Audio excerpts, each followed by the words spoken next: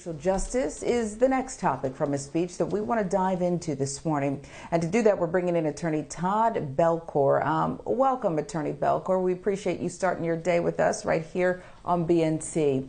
The president pulled no punches last night, which is something a lot of black and brown people appreciate, when he talked about the biggest domestic threat facing our country. And let's listen to that.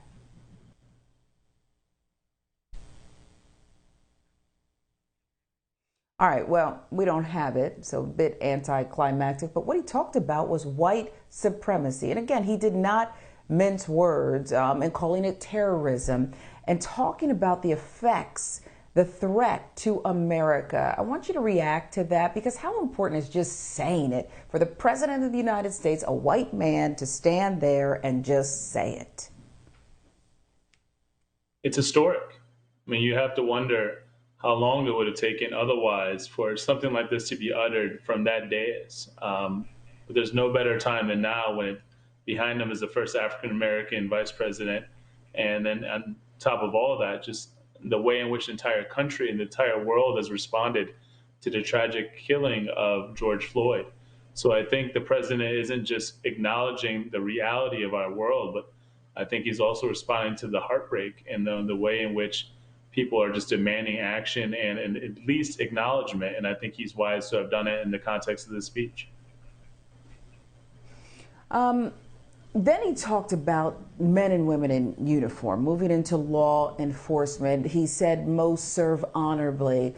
Systemic racism, though, has to end. How much of that goal do you think Mr. Biden will see achieved during his administration? I mean, again, only 100 days in. A lot of people, though, saying the system is broken, and we're tired of hearing about the good apples. Well, the system is broken, but there are also good apples. The problem is, just like in, as the parable goes, when there are a couple apples, that all it takes to make the whole bunch rotten. And the same is true of culture within the police. And I think that's why it's that much more important for the president to even overtly articulate a goal of doing something meaningful in this space to reform police conduct and to do something to improve police community relations by the anniversary of George Floyd's death. And that also is something, just calling for that sort of action of such a broad scale is something that's also unprecedented and very welcome. We'll see if that's actually going to take place with bipartisan support, because as you saw, even with this COVID relief plan, there was no Republican senators that supported.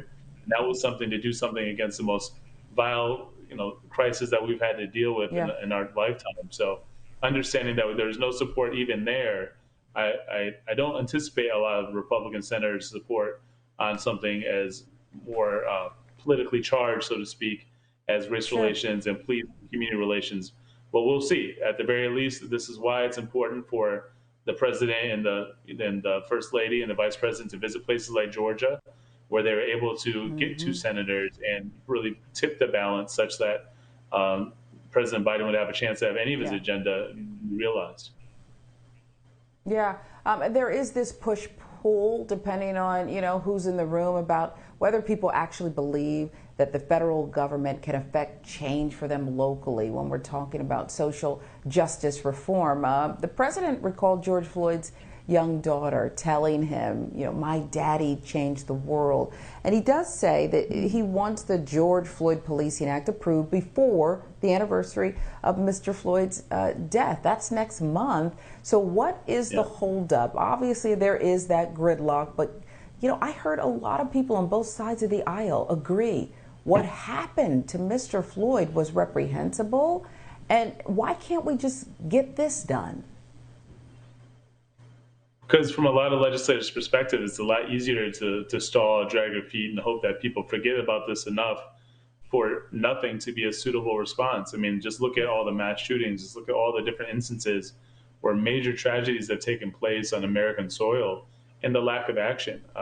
What legislators can do when they're uncomfortable is stall and ask for committees to be formed or resolutions of some sort to make a statement or do something more that has political value, but no real value and tangible value in a community sense. So I think for the president to go so far as to enunciate and articulate a deadline for something this major to be done that's never been done in American history, I think that speaks to the boldness of his vision, but also his faith in bipartisanship. And we'll see if it's well suited and well justified or not.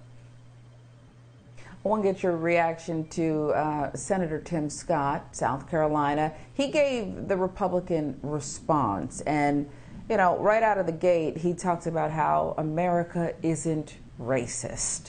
And I know that got my cackles up. I don't know about yours. It's not that we haven't heard it before, but to have a black man prominently, and he said other things before, as the response, it was calculating, it seemed. But what are your thoughts? He's allowed to share his feelings. Those feelings just aren't true. They're not born in fact. They're not born in personal experience of the majority of people of color who've ever been in this country, and the plight of people of color, frankly, around the world. So he's speaking to a different audience. I don't think he's converting anyone who's dealt with the abuses and atrocity of racism, that it's all in their head, or all the data and the irrefutable accounts of abuse as an account of race that have gone throughout history are all well founded. And for that to be his premise just really tore away the credibility he had for any of the other things he was discussing in the space. At the same time, as he is being given the opportunity to be a spokesperson of the Republican Party, it is important for people to see past the politics, because it's hard to believe that he believes that.